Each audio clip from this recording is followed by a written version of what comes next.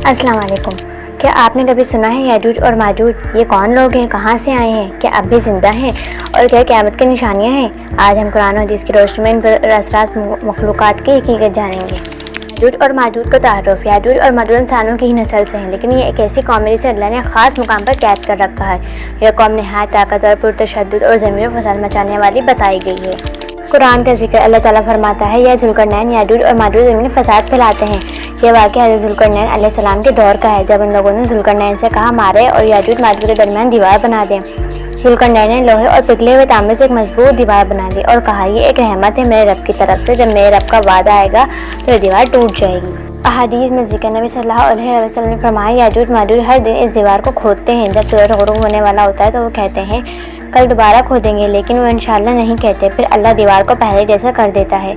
जब वो इंशाअल्लाह कहेंगे तब दीवार टूट जाएगी। ये कब आएंगे और क्या क़यामत करीब है? याजूज माजूज क़यामत की बड़ी निशानियों में से एक है। इनका आना हज़रत ईसा अलैहिस्सलाम के नज़ूल के बाद होगा। वो ज़मीन पर इतना फसाद करेंगे कि पानी, अनाज और ज़िंदगी मुश्किल हो जाएगी, हत्ता कि हज़रत ईसा अलैहिस्सलाम और मोमिनीन को पहाड़ों पर पनाह लेनी पड़ेगी। फिर अल्लाह इन पर एक ख़ास किस्म के कीड़े छोड़ेगा जो इन सब को हलाक कर देगा और ज़मीन को साफ़ करने के लिए बारिश नाजिल होगी।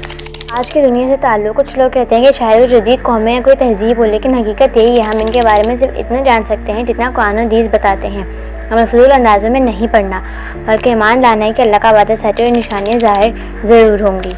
याजूज और माजूज का जिक्र हमें याद दिलाता है कि क़यामत करीब है, हमें तैयारी करनी है, इबादत सदका सच्चाई के साथ।